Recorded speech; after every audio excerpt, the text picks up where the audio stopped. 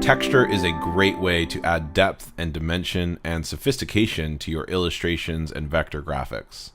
You can find these textures in a lot of different places. For one, you can just shoot your own using your camera.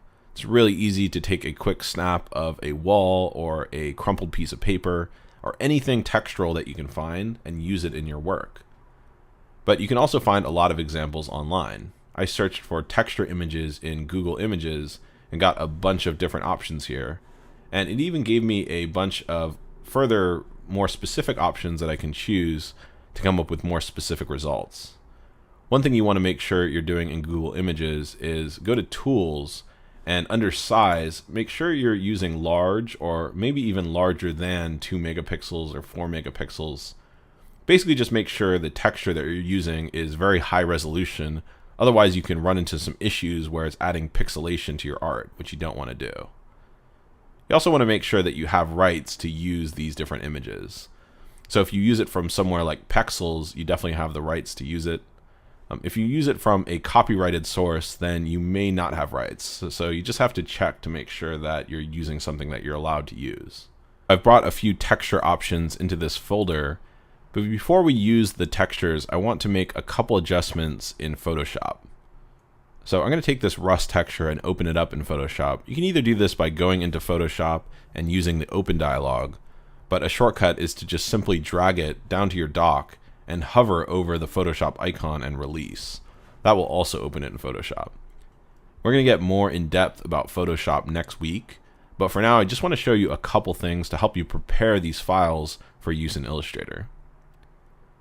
So the first thing we're going to want to do is get rid of the color, because the color is going to affect the colors in our artwork. And oftentimes when we're applying texture, we don't want to affect the color. We just want to bring in the textural elements. And so all these yellow and orange tones are going to really muddy things up. And if we're applying the texture to some sort of green color, we're going to end up with more of a brown color after the texture is applied, which is usually not what we want. So what I'm going to do is go up to Image, and under Mode, I'm going to choose Grayscale. So this will flatten the image and change it to something that is just made out of whites and blacks. I also want to affect the contrast of this image. Contrast is defined as the difference between the lights and the darks. The reason I want to do that is because I don't want so many of these gray tones. The gray tones, again, are going to muddy up my colors, and I'd rather keep it to more of the whites and blacks, since that will bring in the texture without that muddiness. So I'm going to go up to Image and down to Adjustments and over to Brightness and Contrast. And this dialog box will come up, and if I turn contrast up, you can see that it made the colors more white and more black. If I toggle preview on and off, see there's less gray and more of the extreme colors. I'm also going to turn brightness up a little bit, and that will get rid of a little bit more of those grays. These settings will depend on the image that you're using and the effect that you want, but this looks about right for what I'm trying to do. So I'll go ahead and click OK. There's a few different ways that you can apply texture in Illustrator. The first method I'm going to be showing you is called the Bitmap Tiff method. It's called that because there's a certain way to save this file. It's going to allow us to use it in Illustrator. So when you're using the Bitmap Tiff method, the first thing you want to do is go up to Image and over to Mode and go to Grayscale, which is what we already did, so we're done with that. Then the second part is to change it to a bitmap.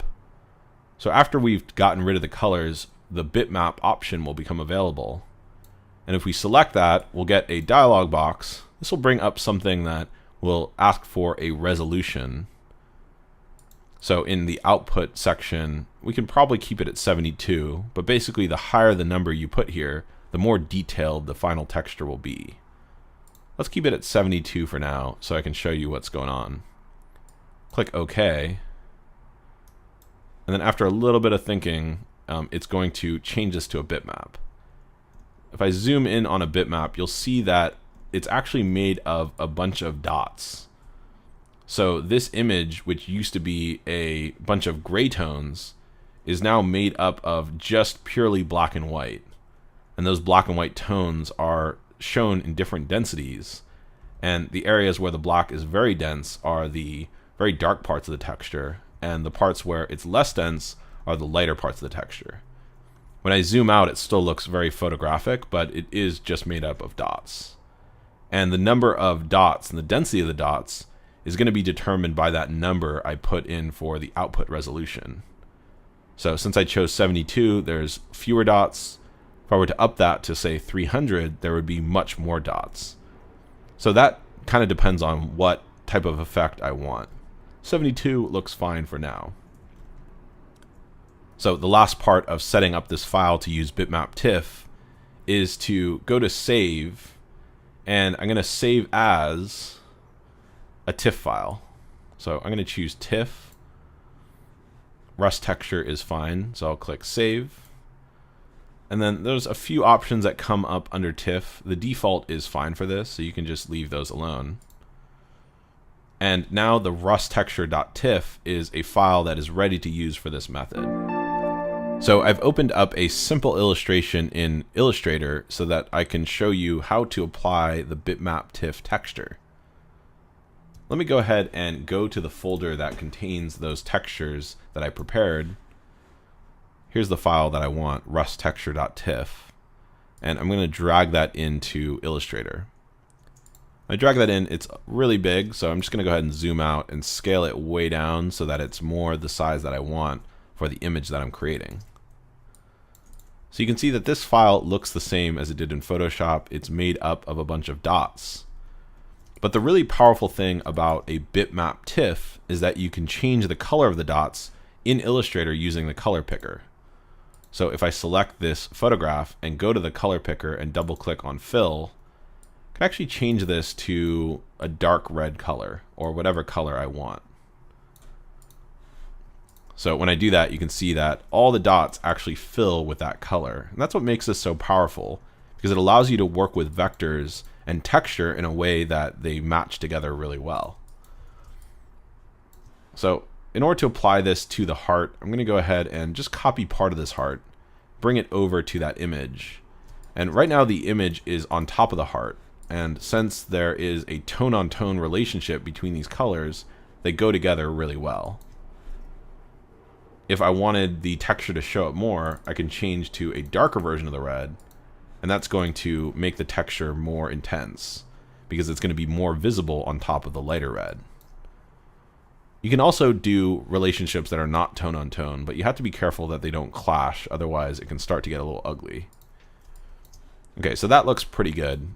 The other thing we need to do is clip the texture to the actual shape of the heart. So in order to do that, I'm going to select the heart itself, and I'm doing this by selecting both of the objects. Then if I shift click on the image, I'll deselect the photograph and just be left with the heart itself. Then I can go up to edit and copy, and then edit and paste in place. So now I have a copy of the heart that's on top of the image. And I can use a clipping mask, use this shape as the mask to constrain the shape of the texture to just the shape of the heart. So I'm going to select the heart, the one that's on top, and then shift click to select the texture. And then if I right or control click, I can go down to make clipping mask, which again will constrain the texture to that shape. And since I put the heart shape on top in the exact same place, the texture and the heart that is underlying are perfectly aligned. Okay, so now I can add this back to my illustration. So I'm going to delete the piece that's here and just bring this one back into place. Okay, so if I compare this back to the original illustration, let's go ahead and make a copy so we can see the difference. Okay, so on this one I'm going to delete the texture. You can see that this is starting to get a little bit more depth than the original. And this is the power of texture, that you can take something that's relatively flat and bring back that depth to create something really rich and interesting. So that is the Bitmap Tiff texture. Now let's switch over and show you a more photographic method of applying texture in Illustrator.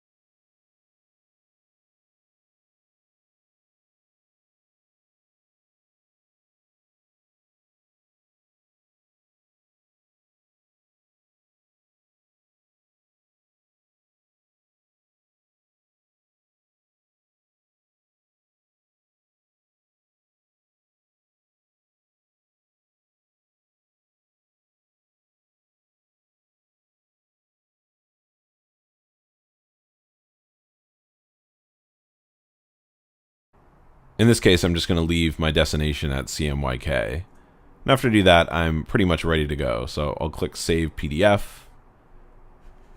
And then after it's done saving, I can open that PDF from my file system and take a look at what it looks like. Let me zoom out a little bit. So you can see that the poster looks exactly what you'd expect, but there's a white border that's been added, and that white border is there to accommodate the trim marks or the crop marks. Those crop marks are these little black lines that, again, they tell the printer where to actually cut. So if I zoom into this and go over to the side, you can see that the crop marks are a little bit inside of the art. So the printer is going to slice vertically on this line, then horizontally on this line. And the result of that cutting is that we're going to get the exact same poster size that we started with before we applied the bleeds. But again, these bleeds are going to help us out in case there are any inconsistencies with the cutting. It's not going to be a big deal if the cut happens a little bit to the left or the right. We're still going to get the same basic result. And same as if the cut happens a little bit high or a little bit low. Since we've extended the art past the line, it's not going to be that big of a deal. The poster is still going to look essentially the same. And that's what the bleeds ensure, that we get that consistent result. So now that we have bleed set up and now that we're in the right color mode, we can send this file to our printer and the printer should be able to use it and print in an accurate way.